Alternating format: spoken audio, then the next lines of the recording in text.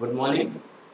चलिए, कल हम लोग बात कर रहे थे कि आइडेंटिफायर जो आप चूज करते हैं उसका नाम, जो भी आप आइडेंटिफायर का नाम लिखेंगे तो उसमें क्या क्या रूल्स हैं, क्या क्या अलाउड है, क्या नहीं अलाउड है। तो कल हम लोगों ने दो चीजें डिस्कस किया था कि केवल पहला जो लेटर होगा अल्फाबेट, सॉरी आइडेंटिफायर का, वो केवल या तो अल्फाबेट हो सकता है और या तो अंडरस्कोर हो सकता है। इसके अलावा कोई और सिंबल्स अलाउ नहीं है, अंदर ही आपके डिजिट्स अलाउ। ओके, ये नहीं कि यहाँ जैसे आपने लिखा इंट वन प्रिंसिपल। ओके, तो ये गलत है क्योंकि पहला लेटर क्या हो गया, आपका डिजिट हो गया। तो अगर मैं एट द रेट डॉलर लिखूं तो ये भी गलत है। क्यों गलत है? क्योंकि स्पेशल सिंबल आपने दूसरा इस्तेमाल किया है। तो केवल अलाउ क्या है, या तो वो अल्फाबेट से स्टार्ट होगा और या तो वो अंडरस्कोर से स्टार्ट होना चाहिए। पहला जो बताया था। दूसरा बताया था कि किसी भी वेरिएबल या आइडेंटिफायर के नाम में स्पेस अलाउ नहीं होता है। जैसे कल मैंने बताया था कि सपोज आपको रेट ऑफ इंटरेस्ट एक वेरिएबल लेना है, रेट ऑफ इंटरेस्ट, या मैंने कल बताया था कि रोल नंबर अगर आपने लेना है तो आदत क्या होगी हमारी, रोल और नंबर के बीच में हम स्पेस दे देते हैं। जैसे मैंने लिखा इन फ्लोर, तो ये वेरिएबल गलत है क्योंकि आपने स्पेस दे दिया और स्पेस अलाउ नहीं होता है कभी भी आइडेंटिफायर के नेम में। ओके, तो ये ध्यान रखिएगा, स्पेस नहीं लीजिएगा। तो कल मैंने बताया था कि अगर आप चाहते हैं अलग अलग लिखना तो आप क्या लिखिए, रोल अंडरस्कोर नंबर। आप स्पेस की जगह अंडरस्कोर का इस्तेमाल कीजिए। ओके, ये लिखिए, और चाहे तो बिना स्पेस के दोनों को भी लिख सकते हैं। अब चलिए आगे बढ़ते हैं। तीसरा रूल क्या कहता है कि कभी भी जब आप आइडेंटिफायर लीजिएगा तो केवल तीन चीजें ही अलाउ होती हैं।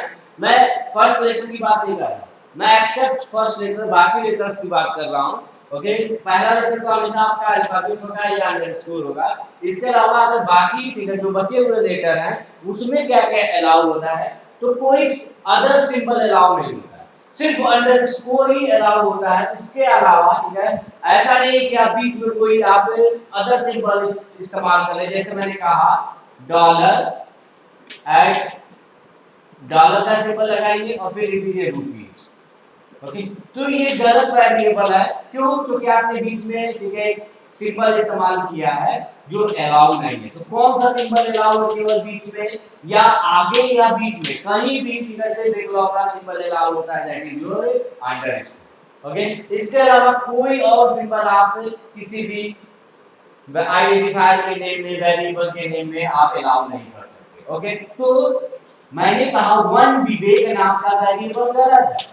तो क्या विवेक वन नाम का वेरिएबल हो सकता है? जी हाँ, एकदम सही है। ओके, डिजिट्स या नंबर्स अलाउड होते हैं, ठीक है, बस पहला लेटर ना हो, बाकी बीच में कहीं भी होगा, चाहे लास्ट में हो, वो अलाउ होता है। और अल्फाबेट मींस आइदर कैपिटल और स्मॉल, कोई भी आप लेटर वेरिएबल के नाम में इस्तेमाल कर सकते हैं। तो पहला लेटर याद रखिएगा अल्फाबेट या अंडरस्कोर होना चाहिए, स्पेस कभी भी मत रखिएगा। ओके, कोई other symbol except underscore allow नहीं होता है, कीवर्ड्स नहीं होने चाहिए, ये मेन लाइन है। ओके, जैसे कि हमने लिख दिया इंट इफ। ओके, जो मैं वेरिएबल ले रहा हूं, ठीक है, वो ऑलरेडी एक कीवर्ड है। ओके, तो ये एरर है। ठीक है, क्या कहता है कि आप कोई ऐसा वेरिएबल ना लीजिएगा जो पहले से बना बनाया। ओके, जैसे अगर मैंने कहा कि मैं एक फ्लोटिंग वेरिएबल ले रहा हूं, उस वेरिएबल का नाम ही मैंने स्ट्रक्ट ले लिया। ओके, तो स्ट्रक्ट पहले से एक बना शब्द है जिसकी मीनिंग है ये स्ट्रक्चर के लिए इस्तेमाल होता है, तो ये कीवर्ड है। ओके, तो कीवर्ड्स अलाउ नहीं होते हैं। ओके, चलिए आगे बढ़ते हैं। लास्ट रूल, अगर मैंने कहा कि कोई मैं वेरिएबल ले रहा हूं, खूब बड़ा सा वेरिएबल लेता है, जैसे विवेक कुमार मिश्रा, ओके, गोरखपुर गीडा, ओके, तो कितने कैरेक्टर ठीक है अलाउ होते हैं मैक्सिमम किसी वेरिएबल के नाम में? ओके, तो याद रखिएगा 31 कैरेक्टर अलाउ होते हैं। अगर उससे ज्यादा आप लेते हैं तो सिस्टम उसे रीड नहीं करेगा। ओके, तो मैक्सिमम 31 लेटर्स ही अलाउ है। आप किसी से बड़ा आप किसी वेरिएबल का नाम अलाउ नहीं कर सकते। अगर लेते भी हैं तो सिस्टम उसे रीड नहीं करेगा, केवल 31 कैरेक्टर ही मैक्सिमम वो रीड कर सकता है। वैसे प्रयास हमें क्या करना चाहिए कि जो वेरिएबल का नाम है ज्यादा बड़ा न लें, क्योंकि हमको प्रोग्राम से इस्तेमाल करना होगा। जितना बड़ा नाम लेंगे उतना ही आपको दिक्कत होगा। ओके, तो ये मेरे रूल्स हैं और इसी रूल के बेसिस पर मैं कुछ वेरिएबल्स लिख रहा हूं। आपको बताना है कि वो वेरिएबल्स सही है कि गलत है, मतलब प्रोग्रामिंग में इस्तेमाल किए जा सकते हैं कि नहीं किए जा सकते। चलिए सबसे पहले पहला वेरिएबल मैं इंट नहीं लिख रहा हूं, ओके, सिर्फ वेरिएबल का नाम दे रहा हूं। ओके, नेम ऑफ वेरिएबल्स लिख रहा हूं, नेम ऑफ वेरिएबल्स। आपको बताना है कि ये प्रोग्राम में इस्तेमाल किए जा सकते हैं कि नहीं। जैसे पहला विवेक 1, दूसरा डॉलर अंडरस्कोर रुपीज, तीसरा principal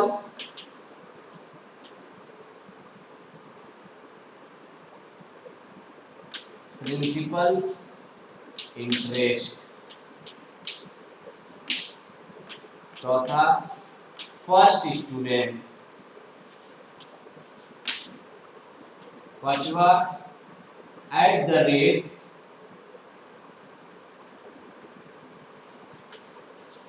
roll number, sixth one is your underscore home, seventh home rules, and last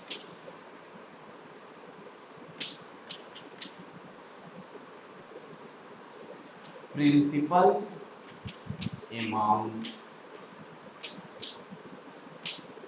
इतने वेरिएबल्स मैंने लिखे हैं। अब कौन सही है, ठीक है, चलिए एक एक करके देखते हैं। सबसे पहले बात करें विवेक, क्योंकि यहाँ पे स्पेस नहीं है, ये मत सोचिएगा कि स्पेस है। विवेक 1, ओके, तो सारे रूल्स को ध्यान में रखते हैं। यहाँ क्या कह रहा है कि विवेक, चलिए पहला लेटर है, बहुत अच्छी बात है। और क्या विजिट अलाउ है, हाँ, अगर फर्स्ट प्लेस की बात करें तो वहां नहीं अलाउ, बाकी हर जगह अलाउ है। ये कीवर्ड भी नहीं है, 31 से ज्यादा भी नहीं है। ओके, इसका मतलब सारे रूल्स आपके फॉलो हो गए हैं, ये सही है। ओके, यहाँ पे क्या अंडरस्कोर बीच में लग सकता है, जी हाँ लग सकता है, इसका मतलब ये सही है। बाकी आपका कोई ऐसा रूल नहीं है जो तोड़ा जाए, ये भी सही है। ओके, प्रिंसिपल इंटरेस्ट, ये तो एकदम सिंपल है, कोई स्पेस नहीं है, पहला लेटर भी आपका वो है। ओके, इसका मतलब यहाँ पे सही है। अब इसकी बात करते हैं। यहाँ पे ठीक है, पहला जो है ठीक है वही डिजिट हो गया और ये अलाउ नहीं है, इसका मतलब ये वेरिएबल आपका गलत लिया गया। ओके, अब बात कर रहे हैं at the rate dollar roll number. Okay, यहाँ पर मैंने बताया था कि वैसे भी अगर सिंबल की बात करें तो केवल अंडरस्कोर अलाउ है और कोई सिंबल अलाउ नहीं है, इसीलिए ये आपका गलत हो गया। ये अंडरस्कोर हो ये सही है, क्यों, क्योंकि पहला अक्षर आपका अंडरस्कोर हो सकता है। अब home marks, home rules, okay, तो देखिए कुछ स्मॉल है कुछ कैपिटल है, इससे कंफ्यूज मत होइएगा, ये भी सही है, चाहे आप स्मॉल इस्तेमाल कीजिए चाहे कैपिटल इस्तेमाल कीजिए, आपका जैसे मन करे वैसे। ओके, यहाँ पे आपने स्पेस दे दिया है, वेरिएबल के नाम में स्पेस नहीं अलाउ है। ओके, अगर आपसे कोई कहे क्या किसी वेरिएबल का नाम स्ट्रक्ट ले सकते हैं, तो नहीं ले सकते। क्यों नहीं ले सकते, क्योंकि ऑलरेडी आपका क्या है, कीवर्ड है। ओके, अगर आपसे किसी ने कहा कि मैं rate at the rate dollar interest, क्या ये ले सकता हूं, तो नहीं ले सकता हूं, क्योंकि इस कोई भी सिंबल एक्सेप्ट अंडरस्कोर अलाउ नहीं होता। ओके, तो ये सारे कुछ एक्सरसाइज हैं जिसमें मैंने बताया कि कौन सा वेरिएबल आप यूज कर सकते हैं, कौन सा आप यूज नहीं कर सकते। ओके, तो ये हो गया रूल्स फॉर आइडेंटिफायर्स। इतने रूल्स हैं, आपको ये ध्यान में रखना।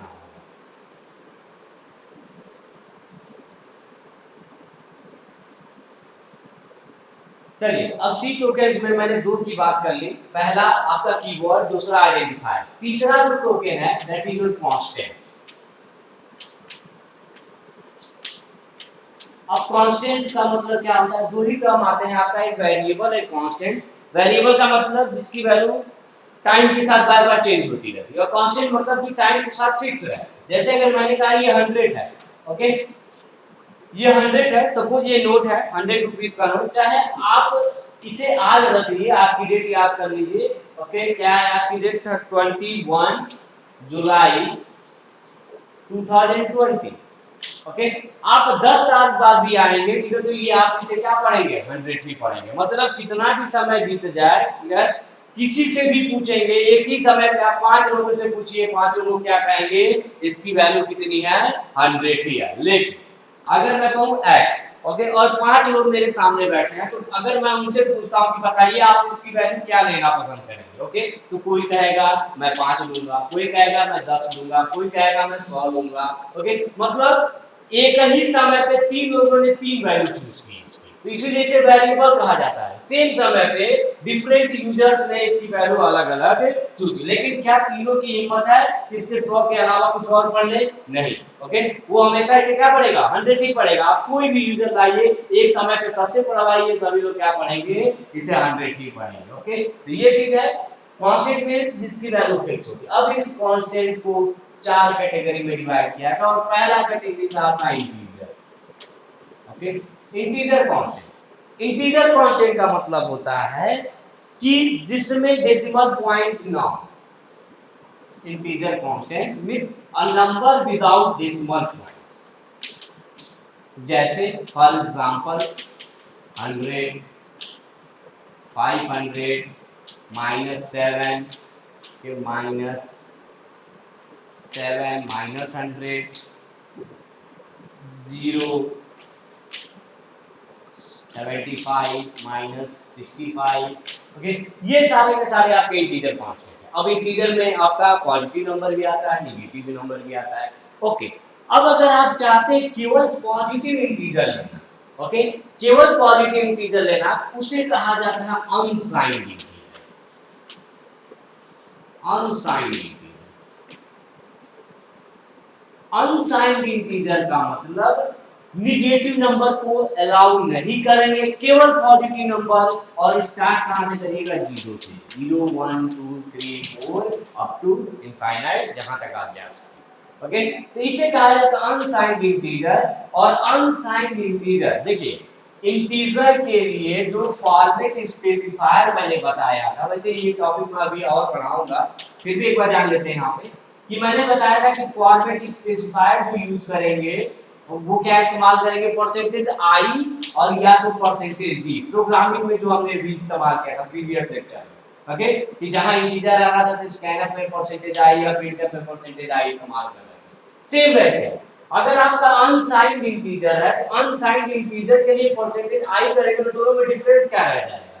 तो डिफरेंस कैसे किया गया कि अगर आपको अनसाइंड इस्तेमाल करना है तो उसके लिए फॉर्मेट स्पेसिफायर क्या इस्तेमाल कीजिएगा, परसेंटेज यू इस्तेमाल कीजिएगा, ओके। तो अगर आपको पता है कि आपका इंटीजर अनसाइंड इंटीजर है, मींस नेगेटिव नंबर नहीं है, तो वहां पे आप क्या इस्तेमाल कर सकते हैं, परसेंटेज यू इस्तेमाल कर सकते हैं, ओके।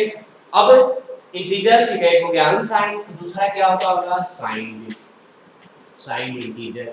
और साइंड इंटीजर में क्या आता है, मेरा पॉजिटिव नंबर भी आता है और नेगेटिव नंबर, जैसे -5 -4, ये डॉट डॉट डॉट आगे से भी होगा, dot dot 0 1 2 3 dot dot 4, okay. तो ये अगर साइन इंटीजर की बात करें तो पॉजिटिव भी आ सकता है आपका, नेगेटिव नंबर भी आ सकता है, ओके। और साइन इंटीजर के लिए जो फॉर्मेट स्पेसिफायर होता है, या तो परसेंटेज आई लिख सकते हैं और या तो परसेंटेज डी लिख सकते हैं, ओके। तो ये चीज है इंटीजर की कांस्टेंट। तो इंटीजर मींस ऐसे नंबर जिसके अंदर डेसिमल पॉइंट ना लगे हों, ओके। दो कैटेगरी में डिवाइड किया गया, पहला साइंड और अनसाइंड। साइंड का मतलब without negative numbers, means only positive numbers are allowed, okay, 0 से स्टार्ट होता है, ओके, 0 को भी साइन की कैटेगरी में रखा जाता है अनसाइंड के। साइन का मतलब होता है positive and negative both numbers, okay. मतलब इंटीजर का सेट ही आपका क्या हो गया, अनसाइंड, सॉरी साइंड इंटीजर हो गया। अब थोड़ा सा और एक फैक्ट जान लेते हैं, ओके। जैसे आपने पहले लेक्चर में पढ़ा था नंबर सिस्टम, ओके, तो मैंने बताया था कि हाँ बाइनरी नंबर सिस्टम होता है, ऑक्टल नंबर सिस्टम होता है, हेक्साडेसिमल नंबर सिस्टम होता है, डेसिमल नंबर सिस्टम होता है। ओके, तो जब आप कोई नंबर लेते हैं, जैसे मैंने लिखा int a इक्वल्स टू, या int a इक्वल्स टू, मैं लिख रहा हूं 50। Okay, int a equals to 50, तो ये कौन सा नंबर सिस्टम मानता होगा? वो कौन सा मानता है? डेसिमल। इसे बाय डिफॉल्ट क्या मानता है? वो डेसिमल नंबर सिस्टम। ओके, तो अगर मैं कह रहा हूं इसे प्रिंट कराइए इसकी वैल्यू को, इस a की वैल्यू को प्रिंट कराइए, तो आप क्या लिखते हैं? प्रिंटर। ओके, अगर मैं केवल a लिख दूं तो क्या दिक्कत होगा? होगा क्या, जो आउटपुट स्क्रीन होगा वहां पे भी आपको a ही दिखेगा। ओके, ये मैंने बताया था कि प्रिंटर के अंदर डबल कोट्स के अंदर आप जो लिखेंगे वो एज इट इज दिख जाएगा। तो अगर आप ए लिखे तो ए ही दिखेगा, आप विवेक लिख देंगे तो विवेक दिख जाएगा। मुझे ए नहीं दिखाना है, मुझे ए की वैल्यू दिखानी है। तो मैंने क्या कहा था कि जब आपको वैल्यू दिखानी हो, ठीक है, तो उस ए को आप ब्रैकेट इस डबल कोट्स के इनसाइड मत लिखिए, उसको बाहर लिख दीजिए। ओके, इसे बाहर। और बताइए ये किस तरह की वैल्यू है? ये किस तरह की वैल्यू है? इंटीजर। मैंने लिख दिया परसेंटेज आई। तो जब परसेंटेज आई लिखेंगे तो अब ए ना दिखिए, यहाँ पे क्या दिखेगा? 15 दिखेगा। ओके, लेकिन ये 15 कौन सा नंबर सिस्टम है? Decimal number. लेकिन मैं क्या चाह रहा हूं कि मैं अब डेसिमल नहीं देखना चाह रहा, मैं चाह रहा हूं इस 15 का ऑक्टल दिखे आपको। तो सिंपल प्रिंटफ, आप क्या लिख दीजिए? परसेंटेज ओ कामा ए। अब ये क्या कह रहा है कि मैं एक में जो 15 है उस 15 को पहले ऑक्टल में कन्वर्ट करूंगा और ऑक्टल नंबर प्रिंट कराऊंगा। Percentage O for octal. Okay, मतलब अब ये 15 ऑक्टल में कन्वर्ट होगा और जो नंबर दिखेगा, ठीक है, वो किस तरह से दिखेगा? मुझे ऑक्टल में दिखेगा। अब ऑक्टल नंबर होगा कैसे? देखिए, मैंने बताया था नंबर सिस्टम कन्वर्ट करना कि अगर 15 का ऑक्टल आपको निकालना है, ठीक है, तो क्या करिए? ऑक्टल आप 8 से डिवाइड करिए। ओके, जब आप 8 से डिवाइड करेंगे, ठीक है, तो ये आंसर कितना आएगा? हाँ, कितना हुआ? 50 का। ओके, यही हुआ। जिस नंबर में आपको, ठीक है, याद करिए रूल D to A और A to D, यही दो रूल बताया गया था। D to A का मतलब डेसिमल टू एनी। ओके, अगर आपको डेसिमल को किसी में करना है, और दूसरा था any two decimal. Any two decimal में कौन सा रूल बताया था मैंने?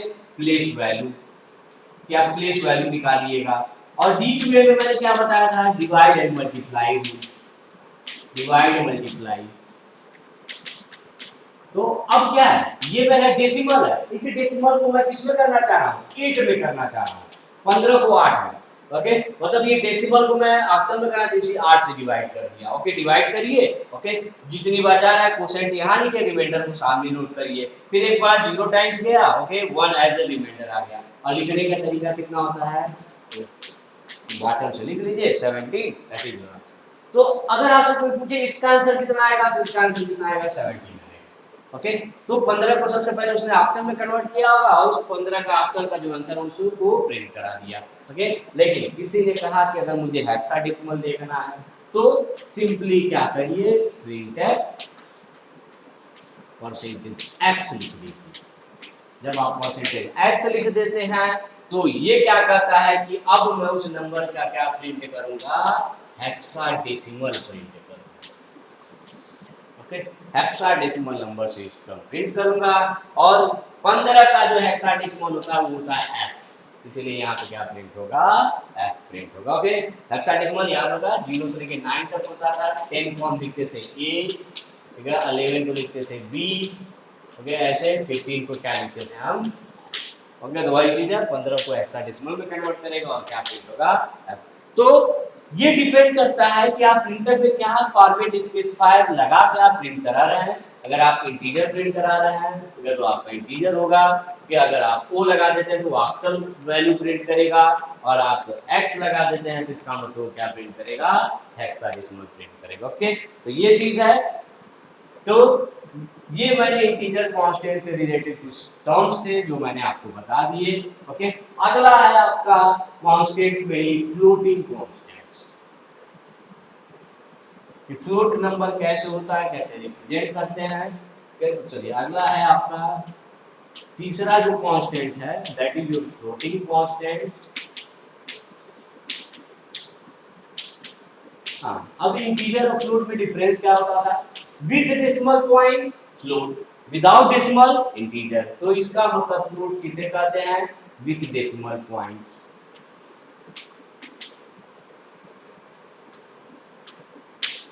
अब 100% विद डेसिमल मतलब एक डेसिमल पॉइंट होगा, उसके एक लेफ्ट हैंड साइड में कुछ वैल्यूज होगी और कुछ राइट हैंड साइड में। ओके, इंटीजर वाला पार्ट इधर होता है लेफ्ट हैंड साइड में, और फ्रैक्शन वाला पार्ट इस साइड होगा, दैट इज ओके। तो वो सारे नंबर जिसके अंदर डेसिमल पॉइंट आपका लगा हो, ओके, दो टर्म हो आपके, इंटीजर वाला पॉइंट हो पार्ट हो और फ्रैक्शन वाला पार्ट हो, वही क्या कहलाएगा? आपका फ्लोटिंग कांस्टेंट। चाहे नेगेटिव हो चाहे पॉजिटिव हो, कोई भी वैल्यू हो सकती है, 0.75 0.00।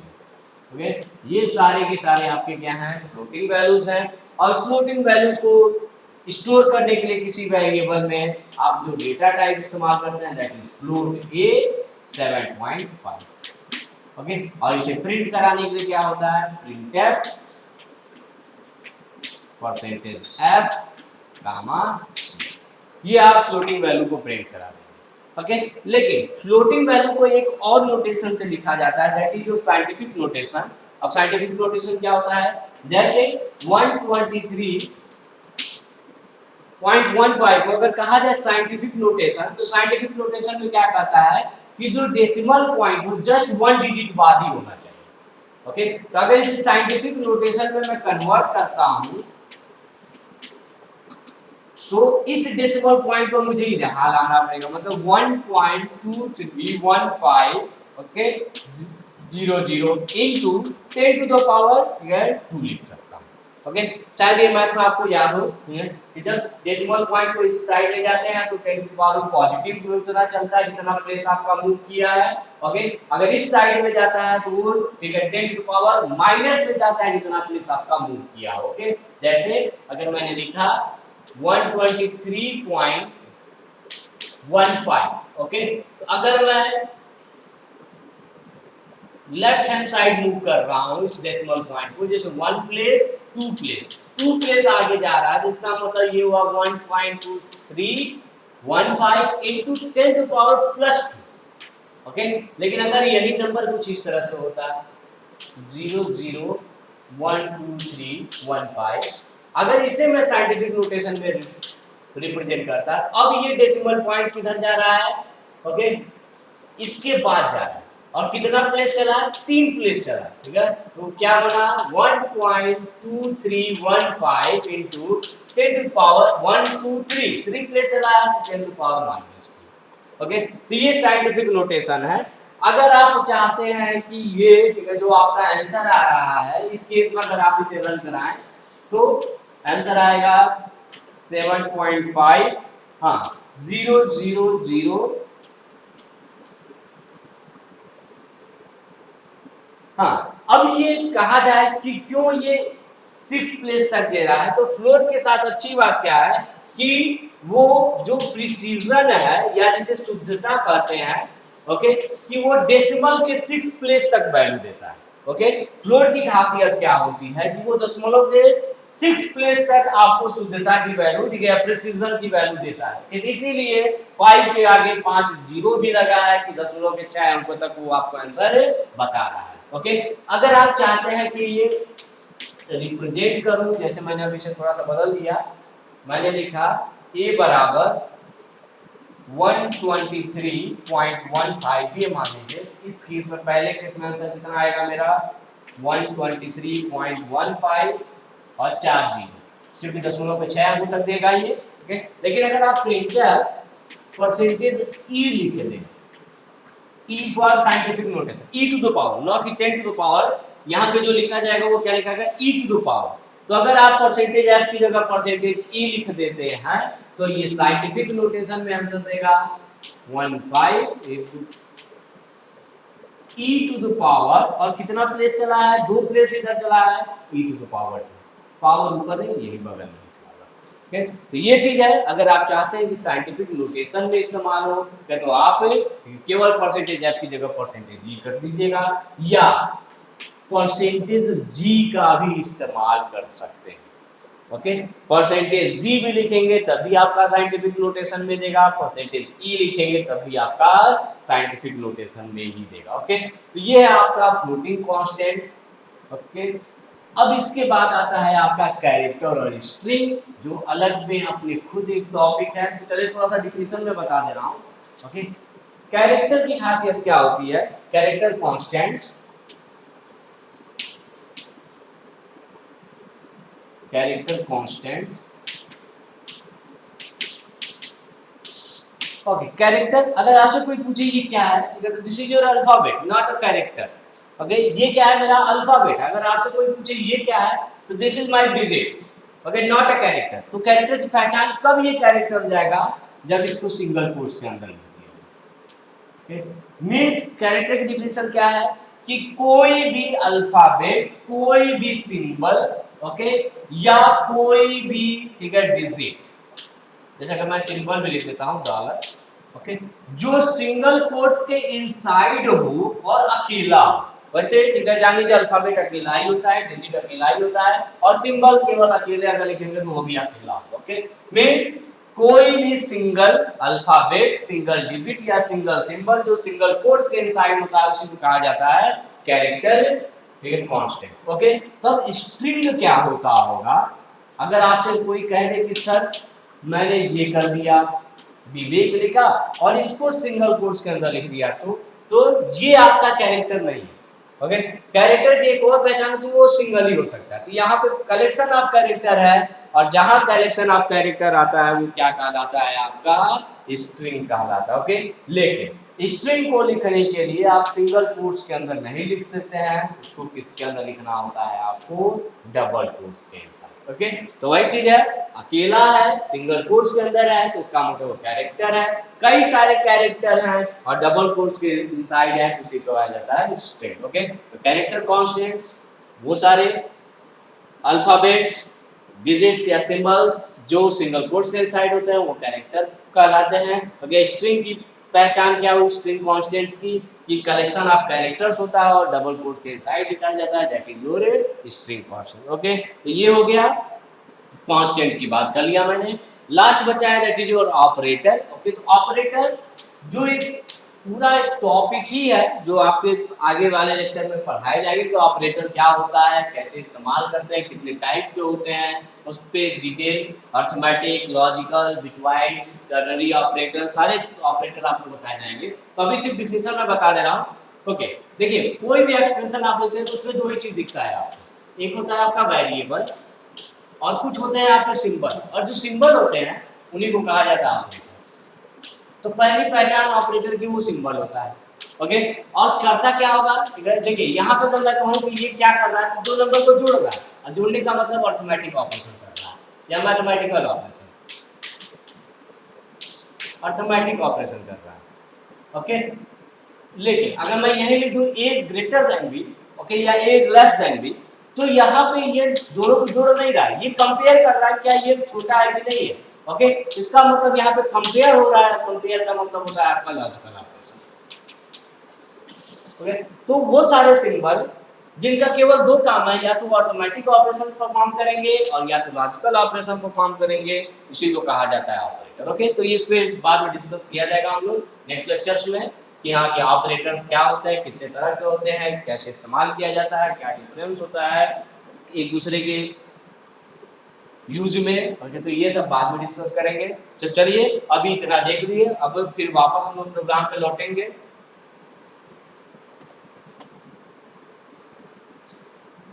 चलिए, तो अभी तक हम लोग देखा कि हाँ सी टोकन्स के बारे में सारा चीज़ पढ़ा कि हाँ क्या क्या होता है, टाइप्स भी देखा हम लोगों ने कि हाँ कीवर्ड क्या होता है, आपका कांस्टेंट क्या होता है,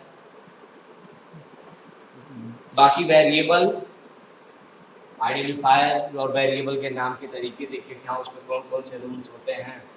ओके, ऑपरेटर एक आपका की सी टोकेन्स है, जिसके बारे में हम लोग नेक्स्ट लेक्चर में पढ़ेंगे कि हाँ डिटेल में कि ऑपरेटर कितने तरह के होते हैं, क्या क्या हो सकता है फंक्शनिंग उसका। ओके, उस पर बहुत सारे प्रॉब्लम्स भी होते हैं, आउटपुट से रिलेटेड क्वेश्चन होंगे जिसको हम लोग सॉल्व करेंगे।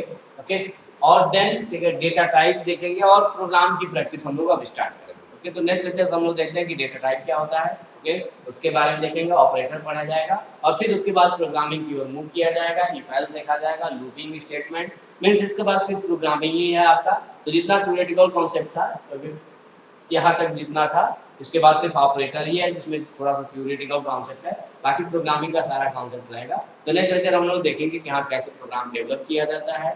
चलिए, तो आज के लिए इतना ही है।